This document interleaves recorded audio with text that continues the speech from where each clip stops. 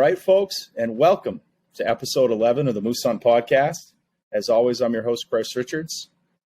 Excited to be with you all today. This evening, we're sitting down to meet another member of our team at OMM Outfitters, Mr. Adam Newell. Adam's a registered Maine guide, as well as an educator. We're going to spend some time hearing about his background, how he got into hunting, how he ultimately got into guiding, and particularly exciting, we're going to hear some of his adventures from all the work he does with the youth in his area at his respective school district. And then obviously we're going to sneak in a moose hunting story or two here along the way. So Adam, how you doing tonight? Great, Chris. Thanks for having me. Thank you for jumping on. It's after moose season. We're actually coming to the end of deer season now. It's now December. 2 days left. 2 days left in all of Maine deer hunting. How's your deer season going so far? Not bad. Started slow. Finally put a doe on the board. What was that, like second or third week? And after that, it seemed to pick up. Went back out, sat at the same spot. I got a big field. Deer usually come out quite often. It's probably like if you sat at the edge, it would be 300 yards edge to edge, but we got a shack in the center. So, we cut the distance and got that one doe and then went back. Actually sat with my buddy, Jeremy. He's also a guide. We sat there and we're like, maybe we can double up some does tonight. And buck ended up coming out. So I think that's the first time I've ever shot a deer with somebody else with me besides like my brother, walking through, a buck come out. Like it was kind of a little bit of pressure. It was weird. Yeah. But took a nice 8-point. So it got better. I passed up, small crotch horn behind the house and had a spike horn come out after I shot that doe that night. And but no, it picked up. It was good. I enjoy it. Yeah. I saw some of the statistics for the state here in Maine, and it's like the largest deer harvest ever, right, on record, which is awesome. I'll be honest, I'm pretty proud. I shot a younger buck, I don't know, second week. It was a spot that I'd found. I'd hunted it a number of years. And last year I was up in there and leaves were wicked crunchy. I was going up through this area, rolling on a bleat call. I was making so much noise, I knew they were going to hear me. So I said, maybe I can sound like a doe just out stomping around. And I don't know, every now and then God will throw you a bone, Right. And I'm in this spot and I hear crunch, crunch, crunch, crunch, loud. And I thought it was a moose.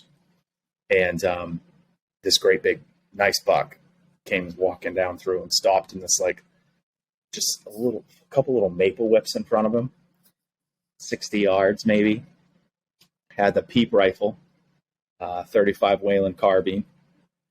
And I'm like, aiming. I'm like, there's no way I'm going to hit one of those little maple whips. I'm just going to aim right at it. Well, guess what I did? I hit one of those maple whips square. That deer took off. But I thought this year, I'm like, I got to get a stand in there. So I actually took half the day off from work, jumped in a truck, drove 3 hours up to camp, ran in, hung the tree stand on Wednesday before I was going to hunt Saturday. Ran in, hung the tree stand up, and walked out. And went in there Saturday. My dad was sitting in another spot. It was that crazy warm day we had. It was 75. It was 36. This buck came in, and actually he came in, he was rubbing a signpost rub, smashing it. Yep. And shot him, and I joked to my dad. I said, it was almost like I knew what I was doing. And then tonight, I actually went out with Kenny. Oh, did you? Yeah, we went out and did a little muzzleloader walk, and we were texting and checking in with each other. Yeah. Cell phones and hunting, dude. Yeah. I'm over it. Yeah. I'm over it. Yeah. I'm over it. I don't know. Well, I was thinking that we hunt two different worlds. Yeah. Maine has two different worlds of deer hunting.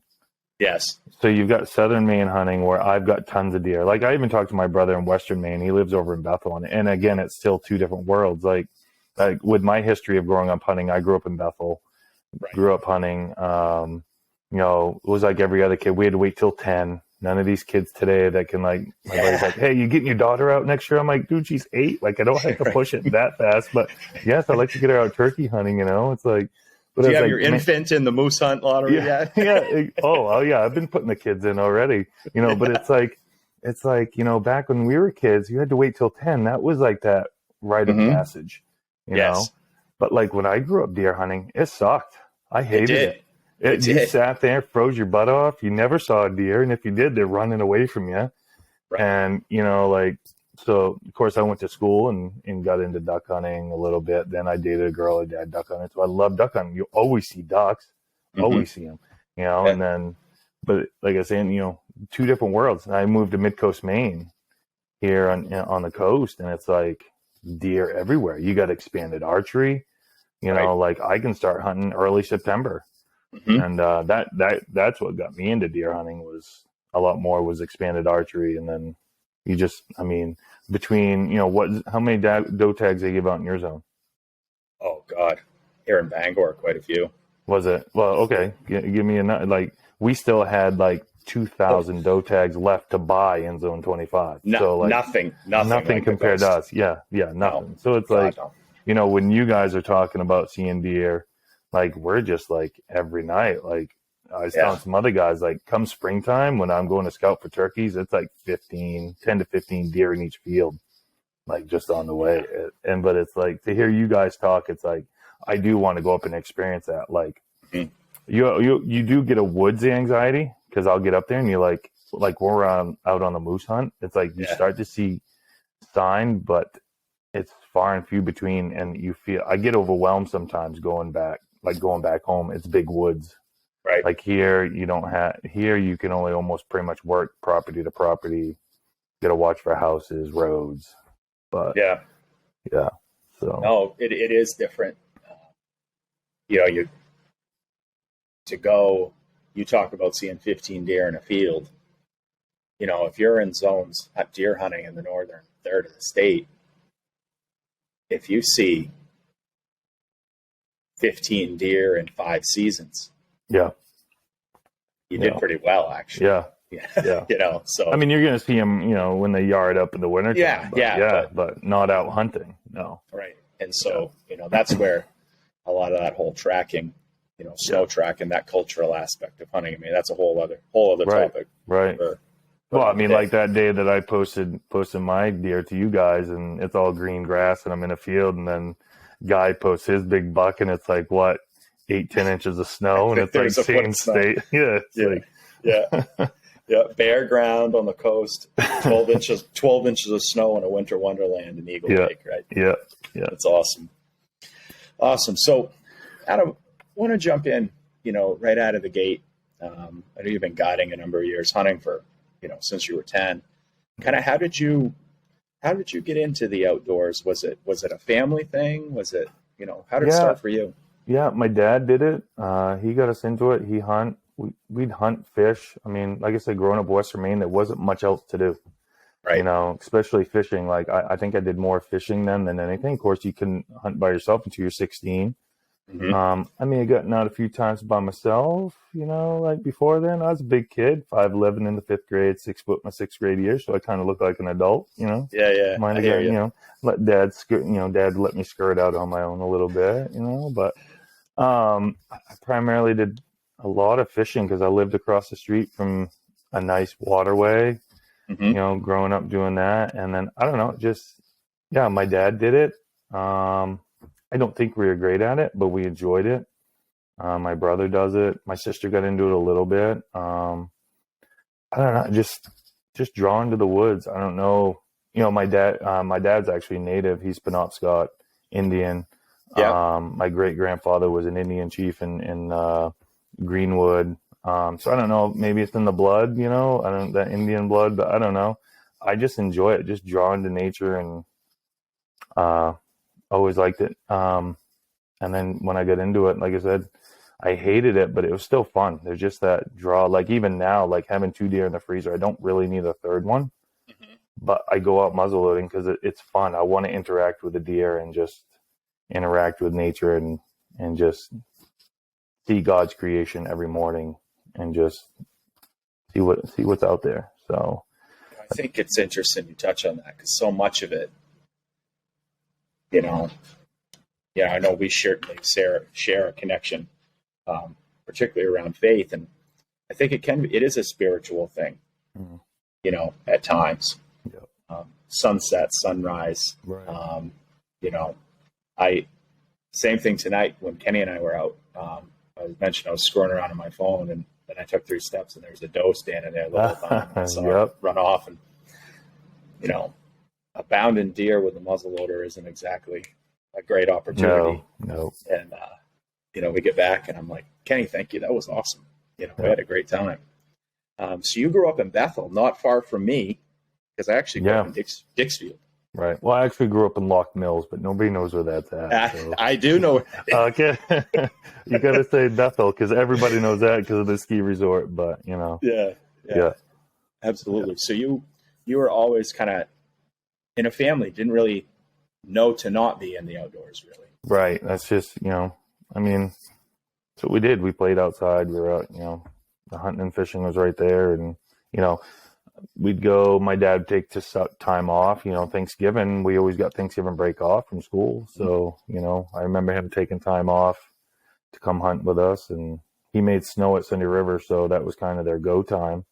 Yeah. But luckily, he'd get some time off and come out and hunt with us. And we didn't shoot a lot of deer, but I think the first deer, I was just going over it tonight, trying to think back. The first deer we shot in our family was my brother when he was 11. Nice 6-pointer. And I was 11. I was 15, 16. I just got my license. He reminded me. He's like, yeah, you just got your license. And, you got the old Bronco too. And we'd park at the Lucky Rock, and we'd always sit the same spots for like a half hour. Cause when you're a kid, that's a long time to sit. Oh yeah.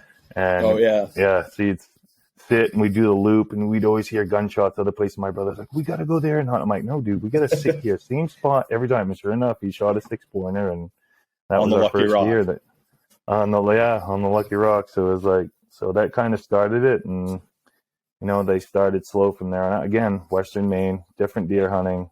Mm-hmm. I never shot one until I think I shot one a few years after that. We doubled up on some does one year.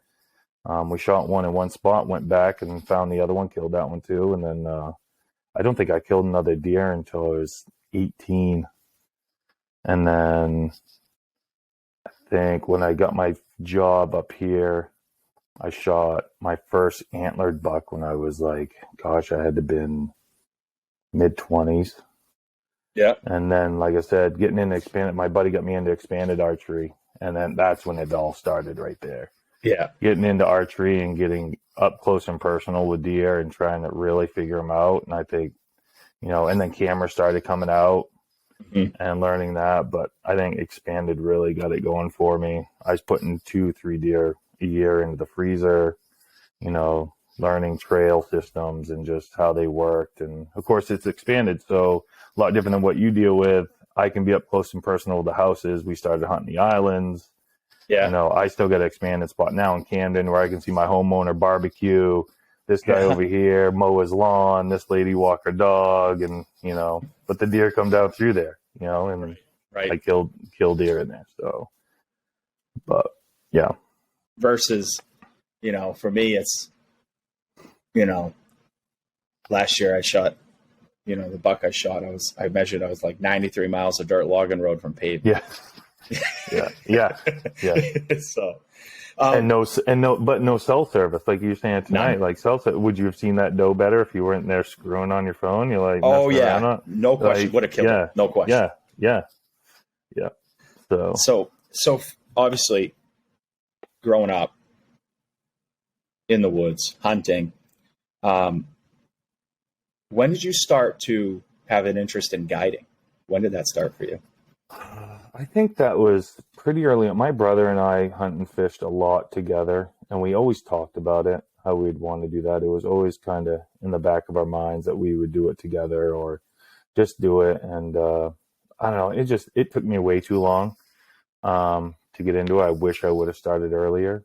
Mm-hmm. What's it been, like 8 years now or so? just put it off. I wanted to take a class, so I didn't quite have the money to do. I finally took the money and said, all right, I want to take a class, prep for it. And I actually worked for some guys at some camps and like, oh, you could do it easy. And sure enough, yeah, I went in and got it. And once I get into it now, I'm into it. I mean, I love it. It's pressure, but here's why I love guiding. I love showing other people the experiences we have. Mm-hmm. You know, like just that, you know, when I take turkey clients out, just that, even if we don't shoot turkey that day, you get to listen owls go off. You got the woodcock flying around you. You get coyotes coming out. You get deer coming out. You get to see the sunrise come up and just hear everything come alive. Like, you know, if you deer hunt, you don't hear that in the fall. There's not all the songbirds.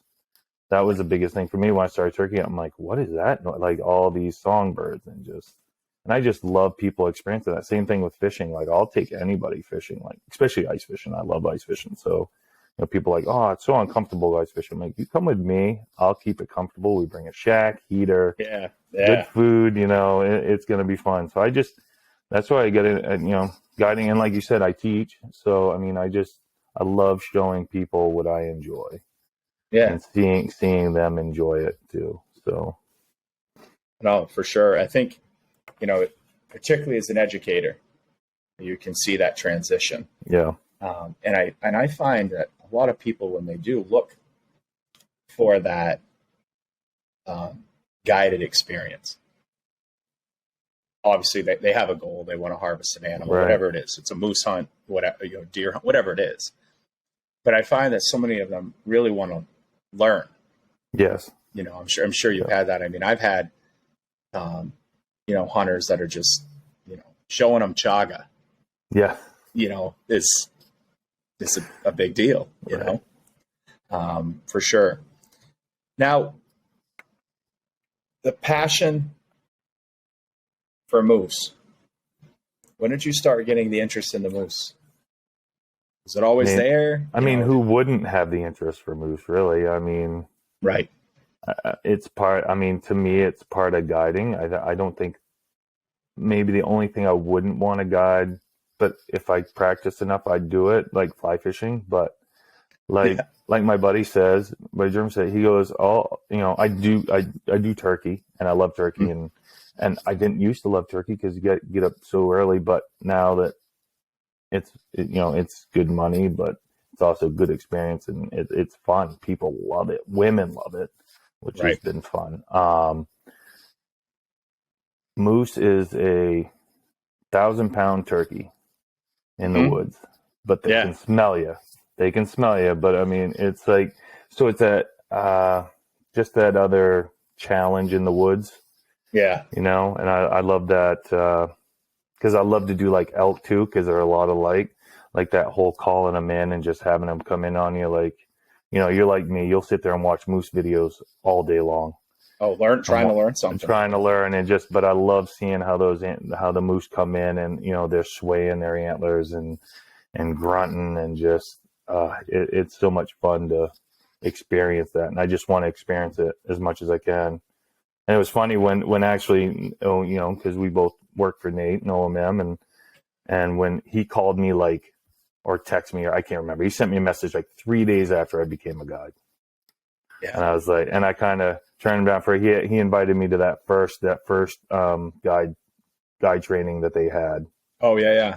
And I was just, I don't have a time, you know, I just can't do it. And I was kind of nervous. I was like, I don't know if I can do it, you know? Right. And then of course we went to the same guide training together our first year. Mm-hmm. You know, I was still nervous that year, and I'm like, you know what? I just want to, you know, be a spotter and packer. I'll give you 3 days. I'll come up. I just want to see some stuff. I mean, that was a tough season for us too. You guys didn't, you know, as you, Dana, and Brady, you know, mm-hmm. and you guys didn't tag out until after I left. I was so bummed about that, but it was like, you know, but after that year watching you guys and just watching it all, and I'm just like, I can do this, you know, and then took on the client last year, and then this year, and it's fun. You know, it's just that new challenge in the woods, and I love getting up into northern Maine too. But I wish we had moose hunting here, because when we're done, it's like, I wish they'd open up Zone 25 again, and just because they had it a few years there, they had Zone 25 and you could hunt like the whole month of November. Yes. And I was like, that would be fun to moose hunt down here. There's still one zone they have that in, I believe. Yeah, it was up on the coast, isn't it? Like down east somewhere? I can't remember, but it's you have the whole month of November, and it's an either sex tag, I believe. Right. Yep. Which I kind of throw in for that one. Yeah. Because it's after the bull hunts up north. Yeah. It's during deer season, you know. Yeah. If Zone 25 comes back out, that's all I put is Zone 25 the whole way down, because I want this zone. Yeah. To moose on it. Yeah. No, and for sure. Now I mentioned this, you being an educator, and this is another connection we have, being in the education field, me in a kind of the college admission side, much different. You work with younger kids till sixth grade? Pre-K to 6. This is my 22nd year teaching. So 22nd year. Yeah. Pre-K to 6 the whole time? Yeah, physical education. So I see them one day a week. Now it's 45 minutes a day. Yep. And you've been with that age group your entire career? Yep. I started, as soon as I graduated college, this was my first job, and I tried to get out for like the first 10 years. I wanted to go up to like middle school. I actually almost got hired in Mexico. Oh, Mountain Valley. I almost got in there. I think it was the Mexico school though. What's they have a middle school over there, right? Yeah. Yeah. I almost got over there, but I wasn't, I hadn't passed my teacher's exam yet. So they're like, we can't really take you. So I'm here for life now. And, my wife's from here, and, this is my family. This is my town. And I'm loving it. I live 3 miles from school now. So it's nice. They're my kids, and, it's been fun. So I know you had shared, even some on social media, some of the stories with the guides, with the team. Through the pandemic, things just were crazy everywhere. Yeah. And it was awesome to see how you adjusted your lesson plans. Right. Kind of, what were some of the unique new things you did? Because I think you really, you're being innovative, being outside, but I think you also introduced students to some things they'd never otherwise. Right. See. Yeah. So pretty much phys ed was, I was forced outside because they took my gym for lunch. So they could seat them, 3 or 6 feet apart? I don't remember. So I just went outside. Luckily, I'm blessed to have like a half-mile nature trail at my school. So there's plenty of woods for them to play in. So I went back out to that nature trail. I hadn't used it for a year. I don't think the school had used it for years. So I was like, you know what? This is going to be my classroom. I went out there. I cut a bunch of maple saplings, and I screwed them into trees, and I made an obstacle course with that. I made a ladder run on the ground with them. Like I said, I screwed them into trees so they could, shimmy along the trees, and then like a rope thing. And I bought some slack line obstacle courses, hung those from pine tree to pine tree, took my rock climbing stuff that was inside, the hand pegs. I screwed those into pine trees, big pine trees outside, so they could just climb around the pine trees. Of course, we did hiking around the trails. I boil maple syrup myself at home. Okay. So I introduced them to that. So the first year kind of back out, we went trimesters. So the first trimester, they would mark the trees in the fall. So we'd go and find the maple leaves, and I'd teach them the whole thing of that, the difference in trees and how not to tap an oak. Because if you wait until the leaves are gone, they're very similar. In bark, and then the next trimester they got to tap trees and get some sap, and then third trimester got to collect sap and boil, and then I did that again last year. But I really just let kids be kids. We luckily had a brook goes down through the middle of it, so they could play in the brook. I let them build forts and just play in the woods. They had a blast. Last year I did. I added shed hunting to it. I had some sheds and some deadheads, and I had a big moose shed that I found years ago brook fishing in Bethel, and so I showed him how to. Last year I was hoping to kind of get off campus and actually really go and shed hunt. Like legit do it. Yeah, legit. Like I'm like, all right, guys, I'm gonna get like a good class. One of these classes, we're gonna go for it, and we're gonna go a little bit off campus, like towards the power lines. We'll come back, and it just was too wet this spring, and we never got a chance to do it. But they love that, and then they're like, "Do we get to keep these?" I'm like, "No, no." But no, it was fun. A lot of cool things we did outside. Of course, now I'm back inside. I got to get back to the old curriculum. I'm finding kids are way behind, 2 years outside. Last year, it was too wet to do anything like locomotor skills and stuff like that. They're really far behind on. Like when we finally got back inside last year, because I think we did half the year, like they were still wearing masks inside, and I refused to exercise inside with a mask on. But I wasn't having my kids do it. So I said, all right, we'll stay outside until they come off. So they finally came off. We came back inside, and they were out of shape. But they loved it. Parents loved it. I got nothing but good reviews about that. I let them play guns. I have them call it pew pew. I didn't mind. Boys are picking up. This is my bazooka, and I'm like, yeah, just go play it. Like, just they were fun. Girls would jump in on it. They were just having a blast. Just playing in the woods and like we'd see like snakes in the spring. Right. Come out of their holes, and they're getting their little pig pot. I'm like, you know what those snakes are doing? They're breeding. They're making more snakes.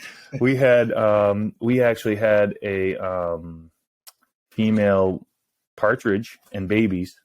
One day we went up. Yeah, I came up and I saw her, and she was like, they'll act wounded or whatever, and they'll try to pull you away from the babies. And then all of a sudden I walked in there, and the 3 or 4 of them jumped up. I was like, that was cool. We've seen a pheasant, tailless pheasant. Of course, we've got a guy that breeds them right here. So they're down there. Yeah, so they're down here. They get loose every now and then. But yeah, it was fun. It was a good time just trying to introduce them to the outdoors. And some of the kids there, they hunted, so we talk hunting here and there about stuff. But seeing getting them, they were getting out, and so it was an interesting 2 years. And I'll get back out there again, but right now I got to get the kids caught up back inside. But that was a lot of fun. So I have to ask, what's more challenging, teaching phys ed or guiding? I'd say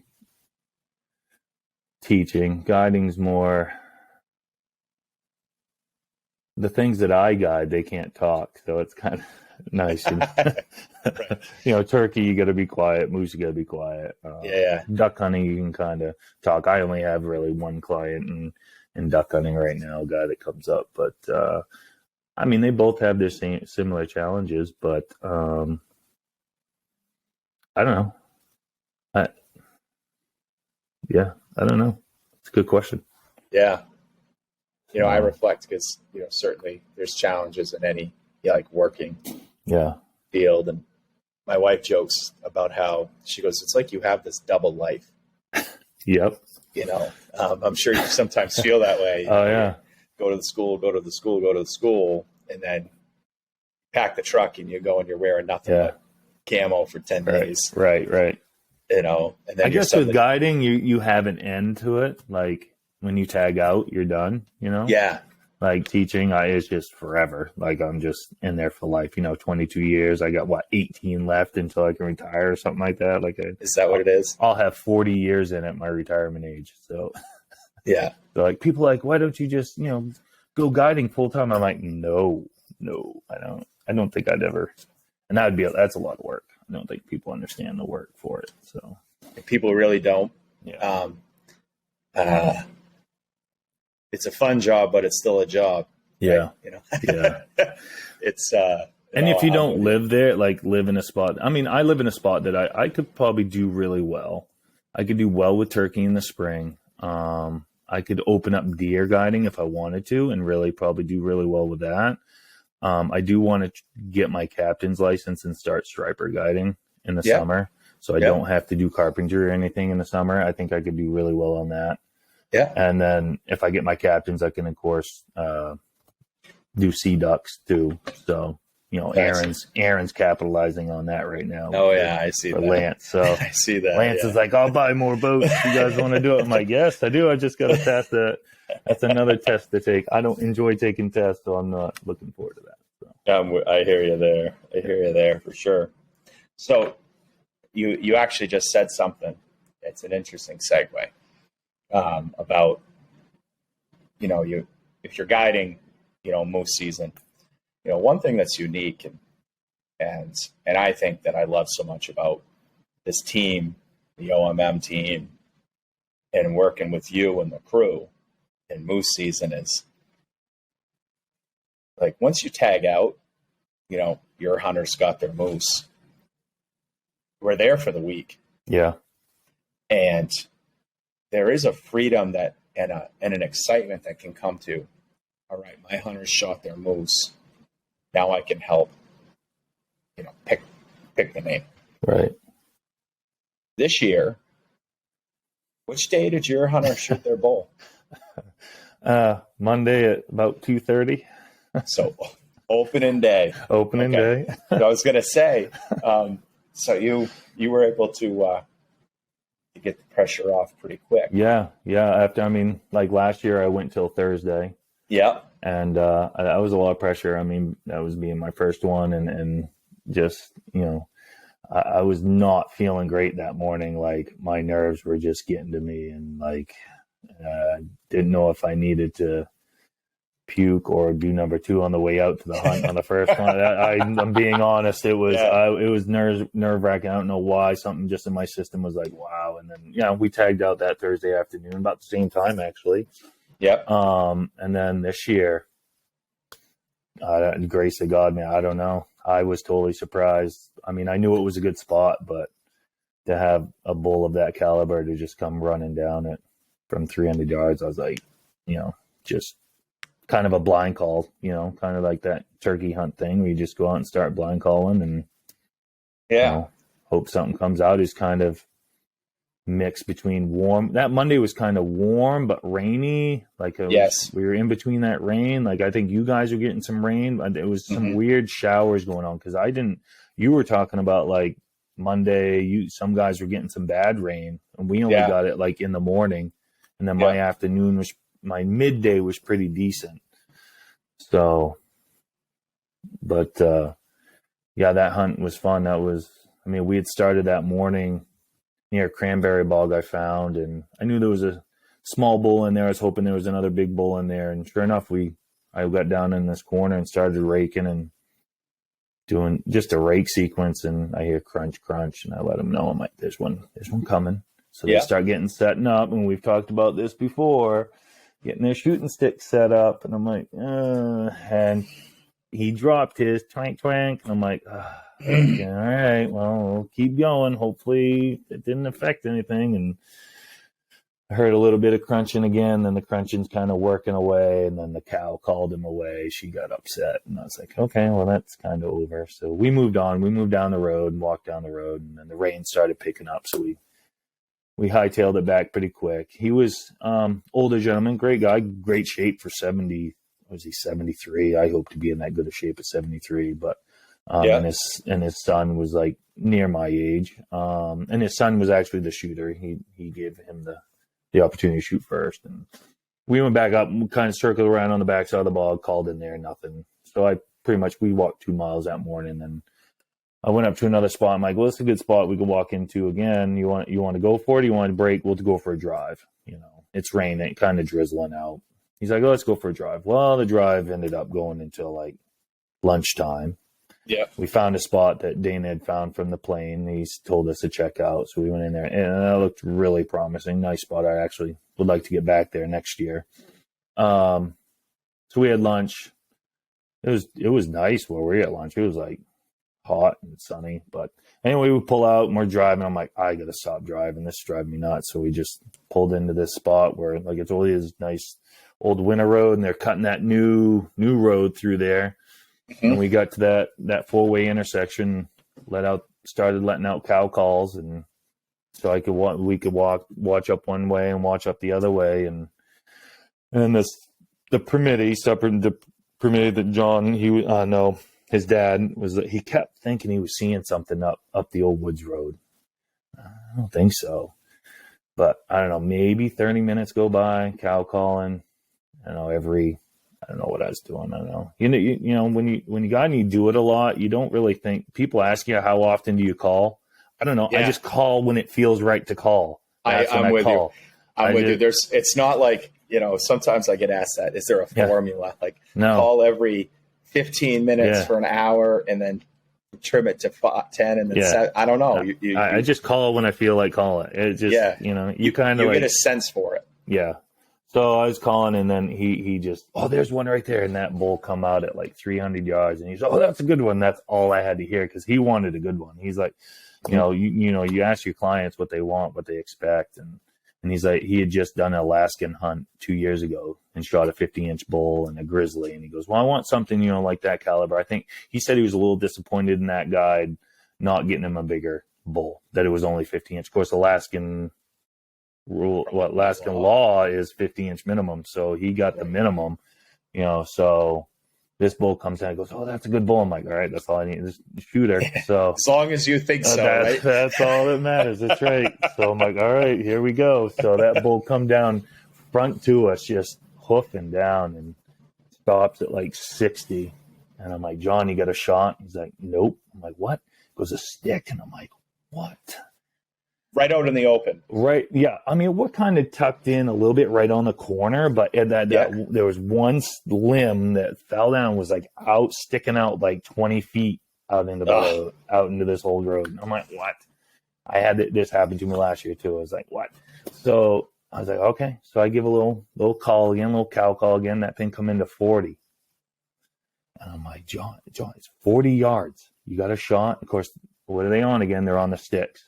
Yeah. Me at 40 yards, I'd be dropping those sticks and, you know, dropping that rifle and putting it down there. But, you know, and it turned sideways. He gave us a good broadside, little quarter at 40. I'm like, you got a shot? Nope. I'm like, oh my word. All right. Give it a little cow call. 3 dudes just standing there looking at this thing, like at 40 yards, it you know. So I give a little cow call again. It takes, you know, cuts off another 10 yards. It's at 30. And standing right there. Right there, ears forward, just looking all at fired us, up. Fired up, just like, it wasn't grunting anything. It was interesting. Of course, you know, maybe if there was another bull rail, but he was just horned up. He was like, there's the cow ready to go, and I'm ready to go. And so I'm like, you got a shot yet? And he goes, yeah, I think so. Because the wind shifted then. I was like, the wind shifted, come out of the back and blew right at him. I'm like, you got to kill him. The wind just shifted. Shoot him now. You got to kill him now. And finally he turned broadside. I said, let him have it. And bam, he shoots. And I said, he starts running. I told his dad, shoot again. Bam, he hits, and they reload. And I'm like, hit it again. It's running up, you know, it's running up to the left. And they both, bam, bam, like right at the same time. And it runs off down into that, you know, it was a cut, but it was like an overgrown cut, like that raspberry. It was 6 foot tall raspberry bushes. And I was like, man, so they ran off. It ran off in. I thought I heard it go down. And I'm like, all right, we're going to give it, I said, Billy John, we're going to give it 10, 15 minutes. Yeah. And you know how that goes. Oh, yeah. You know, the only way I make that happen is if I call somebody like down here, shoot a deer. It's like, you always want to wait 10, 15 minutes, you know, get on the phone, start talking to someone. But so we're standing there, we're talking. I'm like, all right, you guys, yeah, that's great. So 90 seconds later, you're going. Yeah. No, it was, I think we got maybe 3 minutes, maybe 5, maybe. And Bill's like, oh, let's go. And I'm like, okay, all right, let's go. Yeah. I knew I heard it falling. And so we go up to, you know, near point of impact. I kind of see where it took off, and it kind of looked like maybe a pass-through shot, and the bullet hit the dirt. Of course, it was only 30 yards at most. What was he shooting? They had an odd 6 and a 300. Oh yeah, win that. Yeah. So, so we go in that, and of course, you know, I start getting, you guys slow down. So I start going in. I'm looking for blood, and then I start diving into the woods. I'm like, wait a minute, Adam, stop. You are the guide here. Slow down. Pull back out. Think this out. You know, if you can't find blood, what are you going to do? So I go back up and Billy's like, oh, I think we hit it up here. And I'm like, no. Going back to point of impact, I see the tracks. I start following the tracks and I follow it into the woods as best I could. I'm like, there's got to be blood in here somewhere. Followed in, of course, what did I say? 6 foot tall raspberry bushes, thick as can be. You're going to have to step on it. Yeah, I'm 6'5", like just pushing my way, swimming through them. And I'm like, I'm going to have to step on this thing. I'm start thinking like, all right, we'll get a bunch of guys here, start looking, but let me look. And I just go in. I went in like 20 yards and then started going to my right where I thought I heard it fall down. And it wasn't another 20 yards laying there. Nice big 51-inch bull just laying there dead. Yeah. Just a beast. I'm like, all right, boys, right here. Here it is. I actually got a video of him coming in and he's falling through stuff. I'm like, well, I guess I'll raise them. And he comes in and goes, oh, that's a good bull. But yeah, you're filming your clients coming in. They can't see anything. There's just, like I said, raspberry bushes over their heads. And yeah, they were very pleased with that. It was a good bull. So that's awesome. Well, congratulations to you and them. That's Thank awesome. You. Yeah. Yep. That's awesome. So how big of a pack out job? That one wasn't bad. That was only 0.35 miles. Last year I did a mile pack out with the bull we shot last year, but I had 5 guys. That was nice. I had, that's the great thing with us is, we got the team, you're not left alone. Yeah. Of course, that was a Thursday kill. So you got guys that have tagged out already and the cavalry shows up. Luckily this one, Dana gave up his helper, Ben, and Ben's a great spotter and packer. He's a great packer. He's going to be a great guide next year once he takes his test. But Ben came in, helped me out. Wasn't bad. I think I packed one thing out. I just stayed there. You know how that works. Ben's like, I'm going to start packing stuff out. Dana took one out. We got out of there decent time. It was easy once you hit the road, but it was there's the get through the raspberry bushes, and then they made like a 3-foot wall of just debris, like where it looked like they slash. They built up the road. I think they used it to put their gravel into. Yeah, and had to jump down a wall. But you want me to tell that story? I'm walking. Yeah, I want to hear that. So I didn't. How you almost really hurt yourself. Almost lost my manhood. Yeah. I didn't get to pack anything out. I'm packing out the rack. So of course they didn't want it mounted, but I knew Troy would love some extra capes. So I want a cape. So we caped it and threw that on the pack. And you got to pack those packs right. And we didn't quite have it right on my back. So was it loose? Yeah, and it just wasn't weighed. It wasn't centered right. It wasn't. I don't think it was high enough or something. I still got to play around with that with my pack. And so I start hiking up. I'm like, Ben, you got to get. Of course, this time I'm exhausted, mentally, physically, and starting to pack it out. And I'm walking up, trying to get to that up onto the road, and I stumble and fall on a maple sapling that they cut, but it was like, I don't know, 6 inches around and right at crotch height, like waist height. To the groin. Right, just above it, like pelvic area.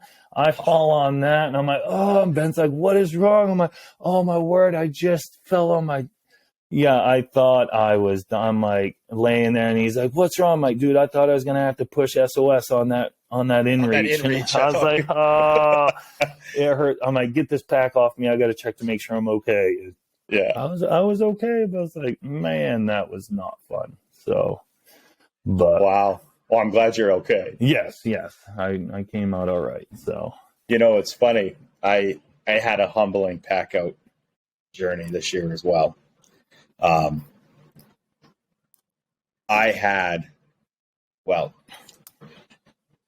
shared the story with a bunch of the guys, but I ended up having a pretty lengthy pack out that could have been less. But I tried to get my truck down in this spot, and I'm always the guy who's proud to take their truck in when we need one. I don't care if it gets scratched. It's kind of one of my things, And I took my own truck in on my own hunt and got my own truck stuck and had to pack the moose past my truck. Like I had to walk past the truck out to put Troy was with me to put the quarters and moose in Troy's truck. I was like, oh my God, you gotta be kidding me. Got it out. It was no big deal. But the last trip, I got back to the moose, and I knew that the cape and the head were coming out last. And I had Brock with me. He was my helper for the hunt. It was a nice bull, 48-inch bull. Yeah. And he told me there's one meat bag left and the cape and head, and he had a big loose meat bag. He goes, "You gonna need help?" I'm like, "I got it." I got it. Well, I get down there, and it wasn't like a bag with a back strap in it. I mean, it was a sizable bag. So I threw that in my pack frame, and then I rolled up the cape, the rack, the skull, and put that on top of it and strapped it all in. And I got it in there tight. And I thought I could just throw that up on. Dude, I bet that pack weighed 250 pounds. Yeah, I'm serious. You ain't getting that on. Yeah. I was like, oh my goodness. So, and I was humbled, like, immediately. And they're gone. Like, they're all heading out, thinking I'm bringing up the rear. So I take the loose meat bag out. I get the rack on my back. I'm going, and I picked that loose meat bag up, and I was carrying it like a baby. And I'm like, I'll be okay. I got it uphill out of the woods onto the winter road. Yeah. Then I set it down. And it was getting warm. So I'm like breathing. I pick it back up, and I start saying over and over again, I can do all things through he who gives me strength. I can do all things through. Said that about 500 times, and I made it about 500 yards. Maybe not even that far. And then I sat down and did have self-service in that spot. And I got a message out to Troy and Brock. I'm like, you guys need to come back in, because same thing. I'm like, nope.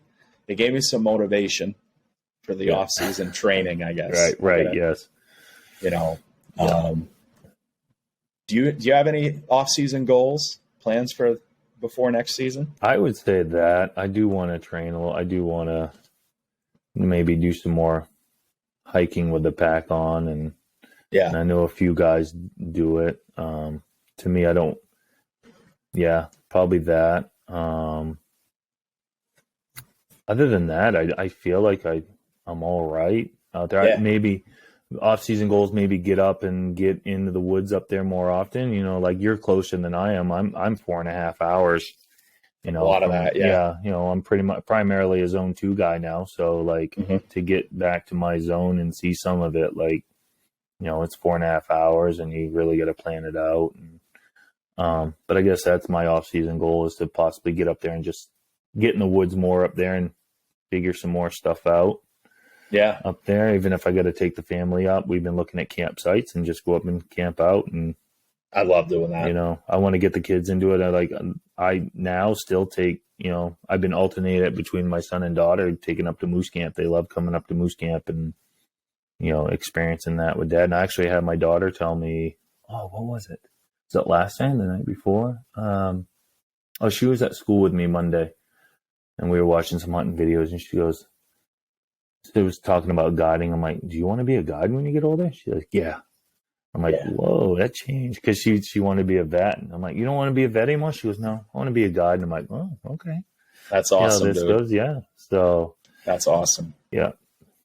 I know for me, one of my proudest moments was, you know, I've been fortunate enough to myself or family members pull a lot of moose permits over the years. And I've had the fortune of like taking my kids like when they're 4 to remote camp. Yeah. You know, so, you know, when you decide you're going to drive up to like zone 1 or zone 4 and stay in a wall tent with a 4-year-old. Yeah. You know, that can go well or not. Right. And they loved it. Yeah. You know, they loved it, which for me, I was like, oh, this is fantastic. Yeah. This is a dream come true, you know? I mean, just like this year when I went up and scouted one weekend, I took, my son Ezra up, and we just stayed at Nate's campground, and we took tents. I'm like, hey, Alan, which site can I have? He's like, oh, I have this one. We just tented out. I was going to fully tent in the woods, but I didn't know, we wanted to look for campsites. So I think next year we'll go, camp in the woods, and, if we get I definitely would love to do like a outpost like that. That would be fun. Yeah, so, they are fun. They're a lot of work. Yeah. But they're fun. Yeah. So, one thing I always like to, bring a tip people can have. And, you touched on something, and I think it's important to discuss is this topic of shooting sticks. Mm. They're a wonderful tool. Right. They're great. Solid rest. I'm all about it. Mm-hmm. However, particularly for this moose hunting, as we like to do it in the woods, it's an interactive hunt. Right. And, I'm sure you get the question, how long a shot will it be? I mean, you could have one pop out at 300 yards, but then you call the bull into 30. Right. I think a big thing, practice some offhand shooting. Yeah. And I mentioned it to those guys. I'm like, hey, can you just practice 50 to 100 yards offhand shooting? Yeah. And they're like, oh, these sticks are great. And I'm like, just practice it. Like you're talking for the most part, 700 to 1,000 pound bull. Like it's a big target. Can you hit this? Yeah. Like it's a big target. You should be able to do that offhand. And it's funny. One of our guys, David, he's like, I think Mainers are some of the best offhand shooters. I think one of the reasons is, I think a big part of it is, the woods is it's very thickly forested. Right. So the idea of long range shooting is rare. Right. I mean, I just told you a story about shooting a deer with a peep sight. Right. I mean, I hunt with open sight rifles a lot. Yeah. Like no scopes. Right. Which is very different. And it's just that I tend to run into moving game, very close range in thick woods, more often than I run into game 700 yards away that I can actually see. Right. And I think that's part of it, is that it's, if you could glass hillside to hillside and shoot 1,000 yards, right, it might be a bigger thing. But I know Guy Randlett is big on the walking stick thing. Yeah. I really think, and I encourage it, and I know we talk about it, is I think the best shooting stick someone can have is an actual shooting stick. Like a small, thin maple tree with a Y in it that you cut to your height. It's a tree. Right. If you drop it, it's not going to be tingy. It's not metal. Right. I almost think, some of that old school stuff could be really beneficial. Yeah. And I know I saw a trick, David.